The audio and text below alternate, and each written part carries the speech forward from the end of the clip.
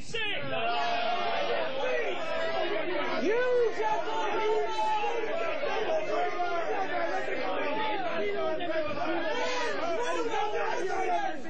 Lend me your ears. I come to bury Caesar, not to praise him. The evil that men do live after them. The good is oft interred with their bones. So let it be with Caesar. The noble Brutus has told you Caesar was ambitious. If it were so, it was a grievous fault, and grievously hath Caesar answered it.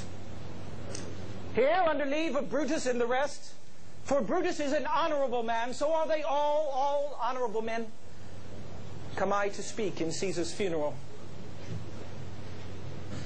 He was my friend, faithful and just to me, but Brutus says he was ambitious, and Brutus is an honorable man. He hath brought many captives home to Rome, whose ransoms did the general coffers fill. Did this in Caesar seem ambitious? When that the poor have cried, Caesar hath wept. Ambition should be made of sterner stuff. But Brutus says he was ambitious, and Brutus is an honorable man. You all did see that on the Lupercal I thrice presented him a kingly crown, which he did thrice refuse. Was this ambition? Yet Brutus says he was ambitious, and sure he is an honorable man. I speak not to disprove what Brutus spoke, but here I am to speak what I do know. You all did love him once, not without cause. What cause withholds you then to mourn for him?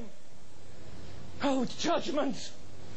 Thou art fled to brutish beasts, and men have lost their reason. Bear with me. My heart is in the coffin there with Caesar, and I must pause till it come back to me. Methinks there is much reason in his saying.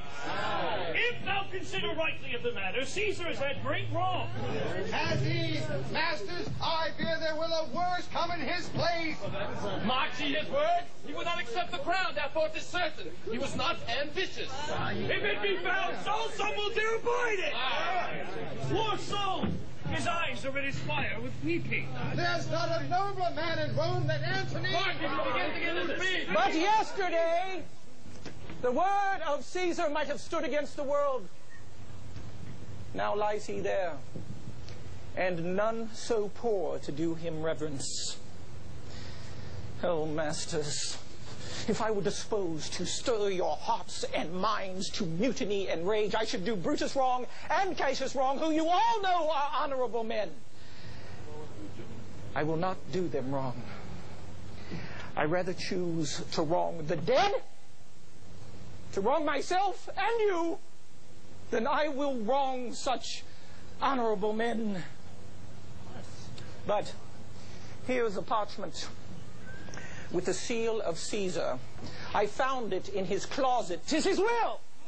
Let but the commons hear this testament, which, pardon me, I do not mean to read. And they would go and kiss dead Caesar's wounds, and dip their napkins in his sacred blood. Yea, beg but a hair of him for memory, and dying mention it within their wills, bequeathing it as a rich legacy unto their issue. We'll hear the will. Read it, Mark Antony. Have patience, gentle friends, I must not read it. It is not meet you know how Caesar loved you. It will inflame you. It will make you mad. It is good you know not that you are his heirs, for if you should, oh, what would come of it? Antony, sure is the will. Caesar's will. I fear I wrong those honorable men whose daggers have stabbed Caesar. I do fear it. Traitor! Honorable men. You will compel me then to read the will. Then make a ring about the corpse of Caesar, and let me show you him that made the will. Shall I descend, and will you give me leave? Make a ring of that round.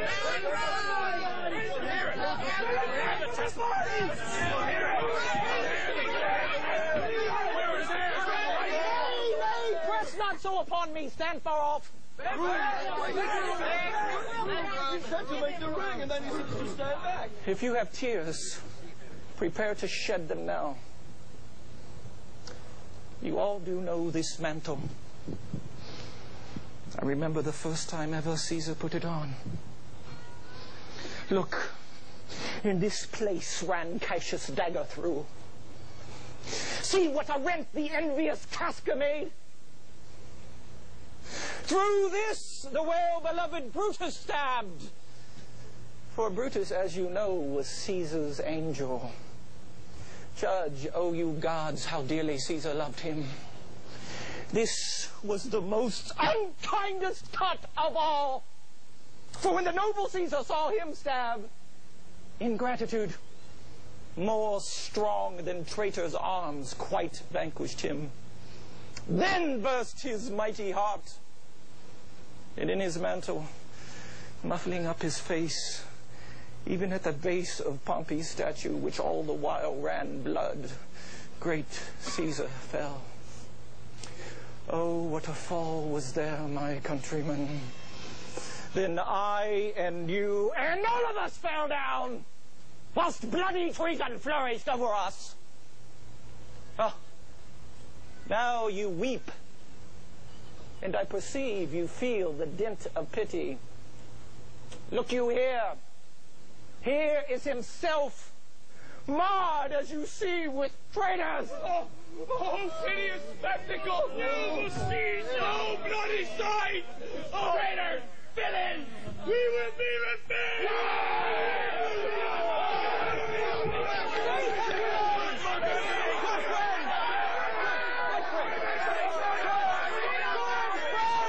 Sweet friends, let me not stir you up to such a sudden flood of mutiny. They that have done this deed are honorable.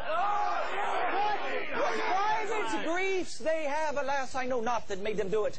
They are wise and honorable, and will no doubt with reasons answer you. I come not, friends, to steal away your hearts.